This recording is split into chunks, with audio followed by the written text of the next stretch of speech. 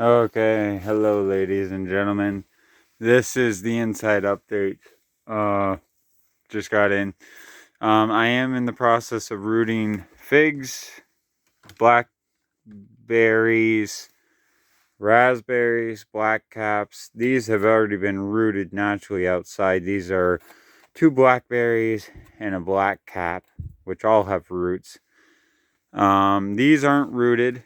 These are wild crabapple rootstocks from northern New York right out in the backyard that I've grafted to. This guy right here. This guy right here, I grafted my grandmother's apple tree onto, and it took pretty well. It grew from there up. This one in the back, I grafted right here with a cleft graft. This was a whip and tongue. This is a cleft. And this was the scion. And then from here up, it grew, and this is a sweet 16. This one right here, I did a whip and tongue, a sweet 16 it is. And this piece right here, I'm going to be cutting off right about there, so I can just let the sweet 16 grow. And the sweet 16 is calcing up pretty nicely. And last but certainly not least is this little guy, and you can see the weld mark right here. This is my grandmother's apple tree. I don't know what variety it is, and I'm going to be cutting this part off of it down there. So these are just root stocks that I'm trying to get more roots on, so in the spring I can put them out, let them get hardy, put them on the land, and have two different varieties of apple trees for the family. Which will be good, because that will go on for generations and generations if God allows. And then right here, these I got from my brother, right in the same town that I'm in, a couple miles away, same town though. These are wild blackberries, wild blackberry cuttings. And I cut them, I put the rooting agent on them, and I'm just letting them freestand. Hopefully they take a couple months and they start to push out roots. The tall guy in the back has roots. He was originally 8 feet tall, at least 8 feet tall. I cut him down and I spread him up right here into these guys, and they are thorny. They do have a lot of thorns, so you got to be careful about that. But there they are, nonetheless. So hopefully we can get those guys rooted. I got one died, but I got one left. You can see him from here. He's doing good. He's from Germany.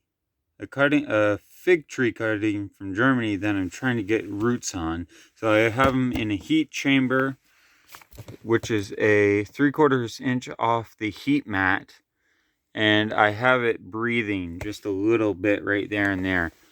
So that's those are the updates for the inside. I currently have no scion wood for grafting. I am getting 2 or 3 different varieties coming in: apple, plum, and that's it. I'm trying to get cherry, but I don't think I'm going to be getting cherry, which is okay. It's a blessing just to have the ones I'm getting.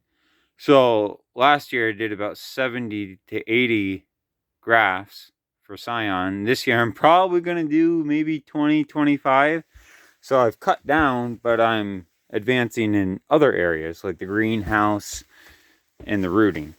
Hopefully one day I'll have this out in the greenhouse, so none of this will have to be in here. But for now, it is. And I'm okay with that, because I'm hopefully by spring, like I said, these guys will start to form roots. Right now they are dormant. They went dormant, and I did that on purpose, because dormant cuttings I've been finding are better.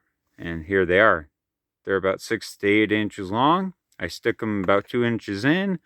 But before that, I did a dip and grow solution to them.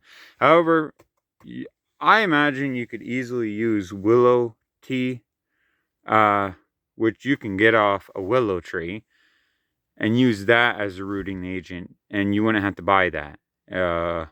You mix that with water, and you don't have to use a blender. A lot of stuff I did in the past I shouldn't have done as far as the videos go. You could probably just most likely In fact, I think, yeah, I'll try it out to make sure for you. But you could take willow tree, the first year's growth, when it's dormant, chop it up with a knife, crush it, blend it, not blend it, shake it into a water bottle, let it sit for 48 hours, and then use it on your cuttings. And I'm pretty sure that would work just as good.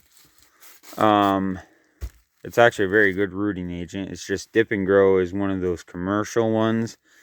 Uh, Commercial means, you know, they advertise for it and stuff on the television and stuff. But, well, actually, I haven't seen Dip and Grow on the television, but you know, it's one that you can buy. But you can make your own, and that's what I'm going to try to stay towards.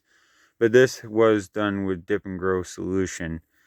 This guy, I don't even know if he's going to live. He was 4 feet tall, and he has some roots, but I don't know if he'll make it, you know? He is a rootstock, an apple rootstock. I have him taped up. I imagine he's still moist, so that's another thing. But that's the updates for the inside, the updates for the outside. Oh, no. There's one more update for the outside that I gotta go over with you guys and girls. And I'm gonna do that right now. So I'm gonna pause it for a second and go out there and then freeze again.